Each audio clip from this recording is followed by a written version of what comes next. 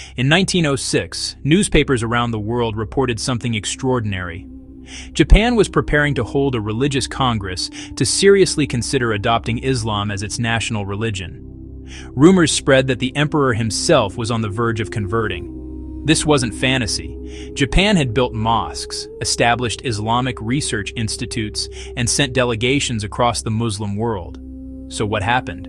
Why didn't Japan become Muslim? And why does the answer matter more today than ever before? The story begins in 1890, when an Ottoman naval frigate called the Ertugrul arrived in Japan carrying over 600 officers and soldiers. This was a diplomatic mission from Sultan Abdul Hamid II, cementing ties between the only two independent powers in Asia resisting Western colonization. On its return journey, the Ertugrul was destroyed in a typhoon off the Japanese coast. Over 550 men died, including the Sultan's brother. The disaster moved both nations deeply. Japanese citizens raised donations for the victims' families. A young journalist named Shotaro Noda accompanied the survivors back to Istanbul, where he met Ottoman Muslims and converted to Islam, becoming Abdul Halim Noda, Japan's first Muslim. This began a 40-year relationship between Japan and the Islamic world. By the 1930s, Japan had established the Islamic Culture Research Institute, built the Tokyo Mosque with government support, founded the Greater Japan Muslim League, and produced over 100 publications on Islam. Prominent Japanese scholars like Shumei Okawa translated the Quran while working within the government. Japan positioned itself as the protector of Islam across Asia. But this wasn't religious awakening, it was imperial strategy. Japan's imperial elite studied Islam extensively because they recognized its power to unite diverse populations across Asia, Central Asia, and the Middle East against Western colonial powers. They particularly focused on Sino-Muslims, Chinese-speaking Muslims, who could serve as intermediaries between Japan and the broader Islamic world. The propaganda about the emperor converting was aimed at Muslim populations in territories Japan planned to occupy or influence. They wanted Muslim cooperation as subjects within the Greater East Asia co-prosperity sphere. But genuine Islamic adoption would have required something impossible: dismantling the emperor as divine structure that legitimized the entire imperial project. Japan couldn't embrace Tawhid, Islamic monotheism, without destroying the foundation of emperor worship. They wanted Islam's strategic benefits without Islam's metaphysical demands. So the courtship remained purely instrumental. When World War II ended, so did Japan's Islamic policy. But here's what the strategists recognize that we've forgotten: Japan's cultural character fits Islam almost perfectly. Japanese culture operates on a principle that repeated physical forms generate internal transformation. The 10,000-hour mastery concept in martial arts, the precision of tea ceremony, the discipline of calligraphy. These aren't just practices, they're technologies for restructuring consciousness through the body. This is exactly how Islamic ritual works. A Japanese person learning Salat, the 5 daily prayers with specific movements and timings, wouldn't need convincing that bodily precision could transform awareness. They already know this from every other domain of their culture. The concept of kata in martial arts, perfected form that contains wisdom accessible only through repetition. This is how Islamic practice operates. You don't understand wudu intellectually. You understand it through 1,825 repetitions per year until your body knows what your mind can't articulate. Both cultures understand the path to spiritual refinement runs through physical discipline. Both reject the Western separation of body and spirit. Both trust that form shapes consciousness when practiced with intention and precision. Japanese society already functions on collective obligation structures that Islam systematizes. The on system of reciprocal duties, the senpai-kohai relationships, the family honor considerations. These aren't obstacles to Islamic practice, they're pre-existing channels. Where Christianity had to fight European individualism, where it created tension with emerging liberal frameworks, Islam would slot into Japanese communal structures seamlessly. The Ummah concept, the global Muslim community, wouldn't feel foreign. It would feel like formalized recognition of what already exists. The mosque as community center organizing daily life, collective prayer reinforcing social bonds, zakat creating mutual obligation networks. Japanese culture already values all these patterns. Both traditions prioritize community over individual. Both understand social harmony as essential. Both reject the Western atomization of society into isolated consumers. The West sees Islam's communal emphasis as oppressive. Japan would recognize it as natural social architecture. Japanese aesthetics never separated beauty from function, form from meaning, material from spiritual. Islamic geometric patterns, calligraphy as sacred art, architecture as embodied theology, these resonate immediately with Japanese sensibility.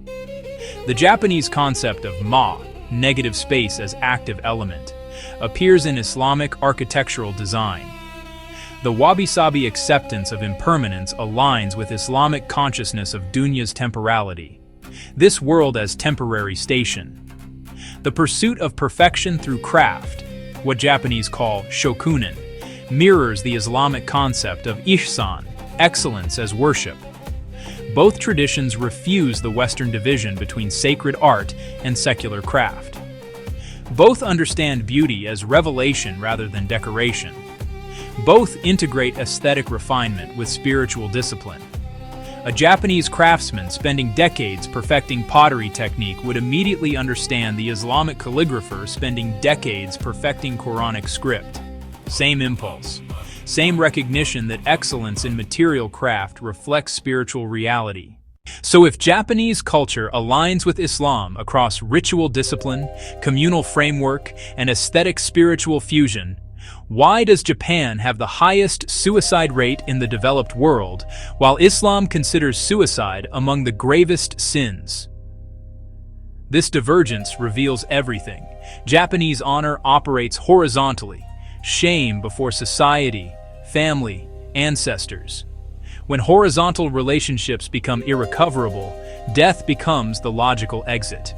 Seppuku made sense within the samurai framework because honor existed in social perception.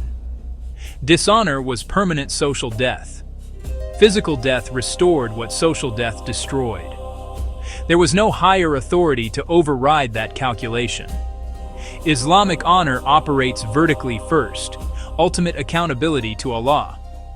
Horizontal shame before community exists, but cannot supersede the vertical relationship.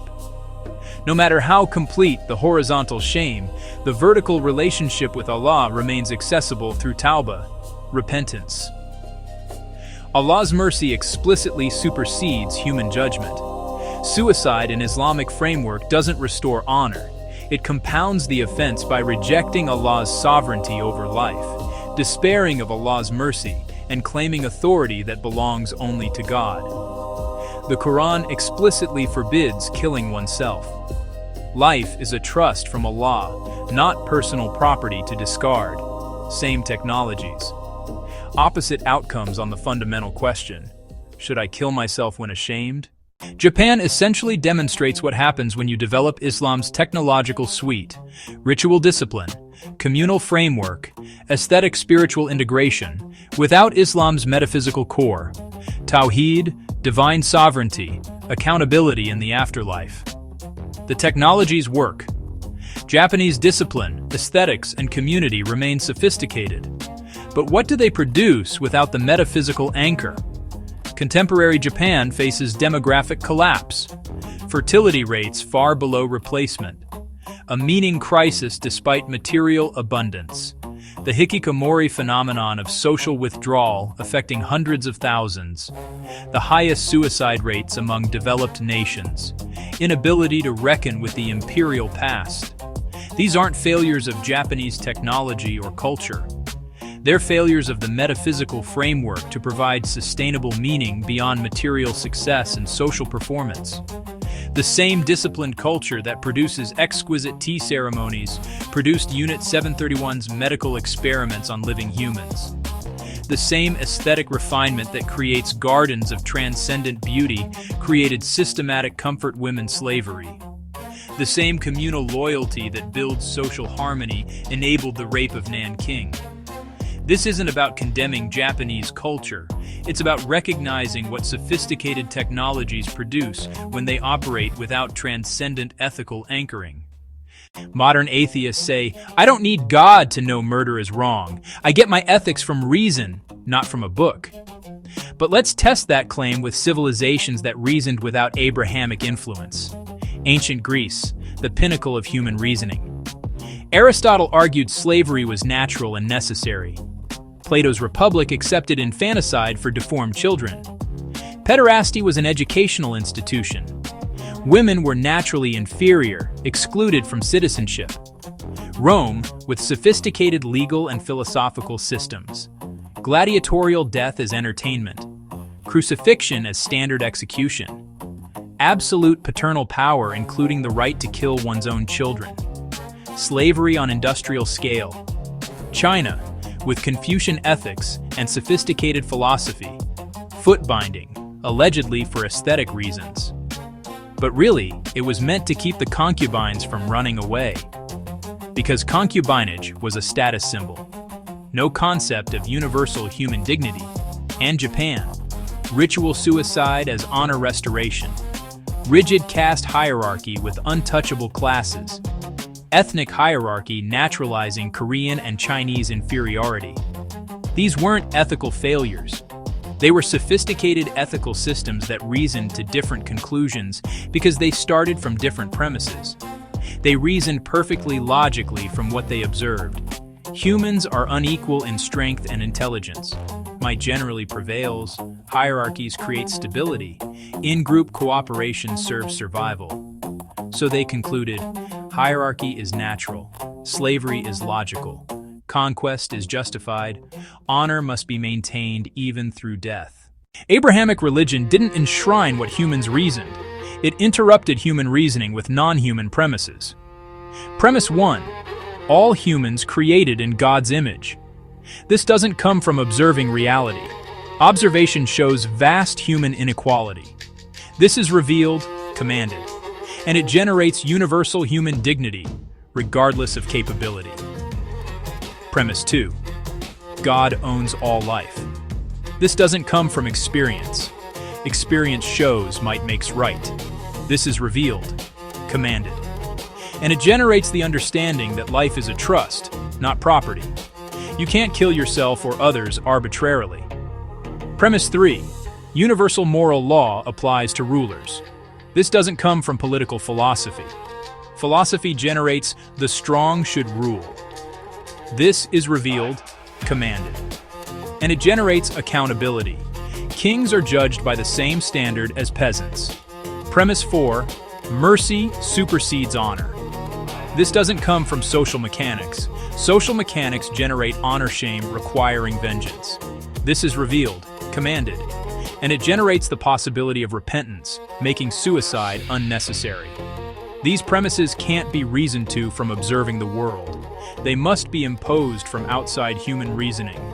And that interruption is what prevents sophisticated cultures from reasoning their way to sophisticated atrocity. Japan proves the mechanism. They developed sophisticated ethics independently. And those ethics, reasoned without divine premises, permitted industrialized horror when conditions allowed it. Today, Islamophobia is rising in Japan. News coverage imports Western clash of civilizations narratives. Social media spreads fear of Muslim immigration. This despite Japan's Muslim population being only 0.3%, virtually no direct contact, yet growing fear. Here's the irony. Japan is rejecting Islam while embodying the very cultural structure that would make Islam work. They're adopting Western Islamophobic prejudices while Western individualist ethics clash with Japanese communal culture far more than Islamic frameworks would. Japan faces crises that Islamic framework could address. A suicide epidemic, Islam forbids suicide and provides meaning beyond material success and social performance. Demographic collapse, Islamic family structures and purpose beyond consumption. Meaning crisis, transcendent framework with daily ritual structure. Social atomization, Ummah community with mutual obligation. Japan fears Islam while suffering from problems that Islam's metaphysical framework specifically prevents. They've been taught to see Islam as threat while the actual threat, Western cultural hegemony atomizing their society, goes unexamined. The technologies align, the crises match the solutions, but the fear has been manufactured. This pattern repeats across history. Civilizations that could align with Islamic framework are taught to fear it instead. The question is always, who benefits? Western cultural hegemony benefits from Japan remaining in the Western orbit, rather than exploring alternative frameworks. Military alignments benefit from keeping Japan hostile to Muslim-majority regions. Economic competition benefits from preventing Japan-Muslim world trade and cultural alliances. Demographic control benefits from ensuring Japan doesn't solve its population crisis through Muslim immigration. Japan in 1906 almost became Muslim because they recognized strategic alignment with the Islamic world against Western colonialism. Japan in 2025 fears Muslims because they've internalized Western narratives that serve Western interests, not Japanese ones. The compatibility hasn't changed. Japanese ritual discipline still aligns with Islamic practice. Japanese communal structures still align with Ummah frameworks. Japanese aesthetics still align with Islamic geometric and calligraphic traditions. What changed is who controls the narrative about what that compatibility means. Japan's character fits Islam across ritual discipline, communal framework, and aesthetic spiritual fusion.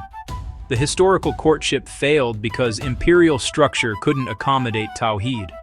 But the cultural compatibility remains. Contemporary Islamophobia in Japan isn't based on experience. It's imported prejudice against self-interest. Japan fears the religion that aligns with its cultural strengths while embracing Western frameworks that created the crises it now faces. The question isn't whether Japan should become Muslim. That's for Japanese people to determine. The question is, why are they being prevented from even recognizing the compatibility? Why is the conversation itself forbidden? And who benefits from that blindness? Japan almost became Muslim once. They were told it served their interests then. Now they're told it threatens their interests. Same culture, same compatibility, different empire giving them instructions. What if Japan's greatest alignment isn't with Western modernity that's destroying their social fabric, but with the tradition they're being taught to fear?